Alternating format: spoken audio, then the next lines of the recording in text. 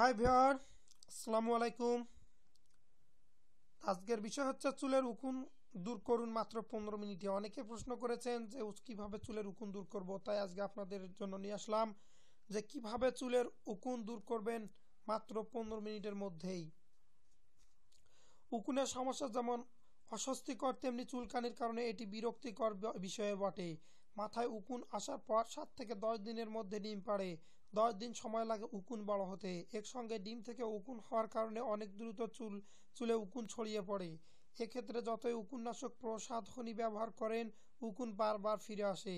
ঘরোয়া উপায়ে মাত্র 15 মিনিটে আপনি উকুনের সমস্যার সমাধান করতে পারেন। এসেনশিয়াল অয়েল লাগানো। এসেনশিয়াল অয়েল যেমন ট্রি অয়েল, ল্যাভেন্ডার অয়েল ও মৌরির তেল উকুন দূর করতে বেশ কার্যকর। ভেজিটেবলস অয়েলের সঙ্গে কয়েক ফোঁটা এসেনশিয়াল অয়েল মিশিয়ে মাথার ত্বকে ও চুলে লাগান। এবার একটি তোয়ালে দিয়ে চুল ঢেকে রাখুন। 1 ঘন্টা পর ভালো করে শ্যাম্পু করে চুল ধুয়ে ফেলুন। দেখবেন চুলের উকুন একেবারেই দূর হয়ে যাবে। সকালে বেবি অয়েল দিয়ে চুল ম্যাসাজ করে শ্যাম্পু করে ধুয়ে ফেলুন। দেখবেন চুলের উকুনের ডিম সহজেই দূর হবে।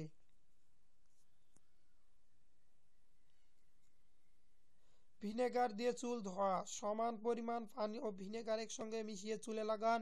এবার এই পানি দিয়ে চুল ধুয়ে ফেলুন, এতে উকুন মরে যাবে। আপনি চাইলে ভিনেগারের সঙ্গে অলিভ অয়েল মিশিয়ে নিতে পারেন। ভেজা চুল আঁচড়ানো। প্রথমে চুল পানি দিয়ে ভিজিয়ে কন্ডিশনার লাগান। এবার চিকন চিরুনি দিয়ে মাথার ত্বক থেকে চুলের আগা পর্যন্ত আঁচড়ান। এভাবে ভেজা চুল আঁচড়ান, দেখবেন মাথার উকুন অনেকটাই দূর হবে। পরামর্শ: বাজারে উকুননাশক প্রসাধনী চুলে ব্যবহার করবেন না, এটি চুলের জন্য এবং আপনার স্বাস্থ্যের জন্য ক্ষতিকর। সবসময় পরিষ্কার ও বালিশের কভার ব্যবহার করবেন। চিরুনি ও কেশ যা সামগ্রী সাবান মেশানো গরম পানি দিয়ে ভালো করে ধুয়ে পরিষ্কার করুন। অন্যের তোয়ালে বা ক্যাপ ব্যবহার করবেন না, এমনকি অন্যের চিরুনি ব্যবহার করবেন না, কারণ এতে আপনার মাথায় উকুনের বংশ বিস্তার হতে পারে।